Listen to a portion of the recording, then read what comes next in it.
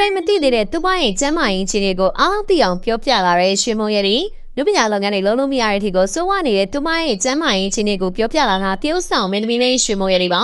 ရွှေမုံရည်ကသူ့ဘာရဲ့ခလုံးရောက်မှာတော်တော်လေးကိုစိုးနေတဲ့အခြေအနေဖြစ်နေရဲ့လို့ဆိုပါရင်အဆိုပါနှလုံးရောက်တာတဲ့မွေးရပါပါတယ်လို့ပြောလာတာပါဒီရောင်းကကြောင့်လဲရွှေမွေရည်ကခုလိုနောက်ပိုင်းပရိသတ်တွေကရုပ်ရှင်စကားတွေမှာမတွေ့ရတော့တာဖြစ်ပါတယ်။ဒါအပြင်ရွှေမွေရည်ဟာသူ့ဘာရဲ့ရောင်းကကြောင့်လဲခရင်းယူလို့ပြနိုင်တာဖြစ်ကြောင်းကိုသိခဲ့ရပါတယ်။စောပိုင်းမှာတော့ရွှေမွေရည်ကနုပညာလောကမှာချစ်စရာကောင်းတဲ့ ထိတ်တန့်မင်းသမီးလေးတစ်ဖြစ်ခဲ့တာပါ။ရွှေမွေရည်ကနုပညာလောကကိုငယ်စဉ်စင်ကြောတက်ရွယ်မှာကလေးကနုပညာပြိုးကင်းစီစဉ်ကနေဝင်ရောက်လာခဲ့တဲ့သူပါ။ရွှေမွေရည်ကအသက်အရွယ်ငယ်ရွယ်ပေမဲ့လည်းတော်လက်ထက်မြက်ခါချစ်စရာကောင်းတဲ့စော်တင်းတဲ့ပုံစံလေးနဲ့မို့ပရိသတ်တွေကချစ်ခင်အားပေးကြပါတယ်။လူပညာလောကမှာရွှေမွေရည်ရဲ့စကားပြောဟန်ပန်ငွေရနဲ့တရုတ်ဆောင်မုံတွေကိုဘယ်မင်းကမှမရှင်းနိုင်ပါဘူး။ထို့သဖြင့်တော့ရွှေမွေရည်ဟာကျန်လို့ရင်စွာတင်းလန်ကာရိုက်တာတွေအခြေကာရိုက်တာတွေဆိုရင်လိုက်ဖက်နေအောင်တရုတ်ဆောင်ကောင်းခွန်းတာပဲဖြစ်ပါတယ်။လူပညာလောကမှာရွှေမွေရည်အိုင်ဒီနဲ့ရွှေမွေရည်စတိုင်ကိုဘယ်မင်းကမှလိုက်မမီပါဘူး။ဒါကြောင့်လည်းရွှေမွေရည်ကငငယ်ရွယ်နဲ့အောင်မြင်ခဲ့တာဖြစ်ကဂယ်မီစုရောင်ရရှိထားပါတယ်။တကယ်ဆိုရင်အသက်20ကျော်ရင်သာရှိတဲ့ရွှေမွေရည်အနေနဲ့လူပညာလောကမှာတက်လန်းတွေကလည်းအများကြီးပါ။ဒါပေမဲ့လည်းရွှေမွေရည်ကလူပညာလောကတွေကနိုင်ယူလိုက်တာပါ။အခုဆိုရင်ရွှေမွေရည်ရဲ့နောက်ကနေတက်လာတဲ့ဂျူနီယာမင်းသမီးတော်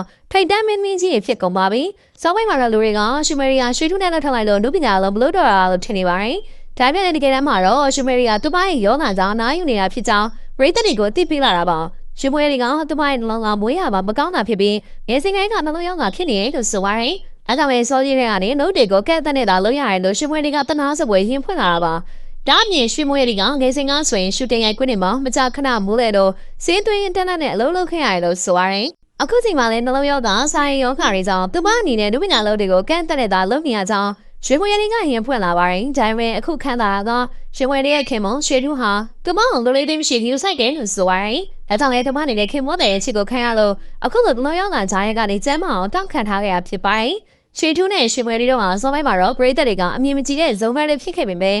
နောက်ပိုင်းမှာတော့ရှေးသွားနောက်လိုက်ကြီးကသူတို့တို့ရဲ့ချစ်ချင်းမြတ်တာတရားကြောင့်အားလုံးကအားချနိုင်ကြပါဒါပေမဲ့လည်းတနာစရာကောင်းတာကသူတို့ဇနီးမောင်လည်းနေအောင်ဟာချစ်စရာကောင်းတဲ့တတပမိရင်သွေးလေးတွေကိုလိုချင်ပေမဲ့လည်းရွှေမွေရည်မှာရှိတဲ့နှလုံးရောဂါဆိုင်ရောဂါနဲ့တခြားသောရောဂါတွေပြင်ရွှေထုကိုရိုင်းကလည်းတိတ်နေမကောင်းတာကြောင့်လည်းသူတို့နှစ်ယောက်ကရင်သွေးလေးတွေမရသေးတာပေါ့နုပညာလုံးမှာလည်းရွှေထုနဲ့ရွှေမွေရည်တို့ဟာနုပညာလုံးတွေကိုအကန့်အသတ်နဲ့သာလုပ်နေရတာပါအားလည်းဖြစ်ဖြစ်ပရိသတ်တွေကတော့ရွှေထုနဲ့ရွှေမွေရည်တို့ဇုံမှန်တွေကိုချစ်ခင်အားပေးနေကြဆဲဖြစ်ပါတယ်ဒီပြိုင်ပွဲကိုကြည့်ရှုနေကြတဲ့ပရိသတ်တွေကရောရွှေထူးနဲ့ရွှေမွေတွေကိုအားပေးကြပါလားငငယ်ရွယ်နဲ့နှလုံးရောဂါဝင်ရင်ဆိုင်နေရတဲ့ရွှေမွေတွေနဲ့ပတ်သက်ပြီးတော့ဘယ်လိုမြင်ကြလဲဆိုတော့မိမိတို့ရဲ့မြင်လေးကိုလည်းပြောသွားကြပါအောင်ရှင်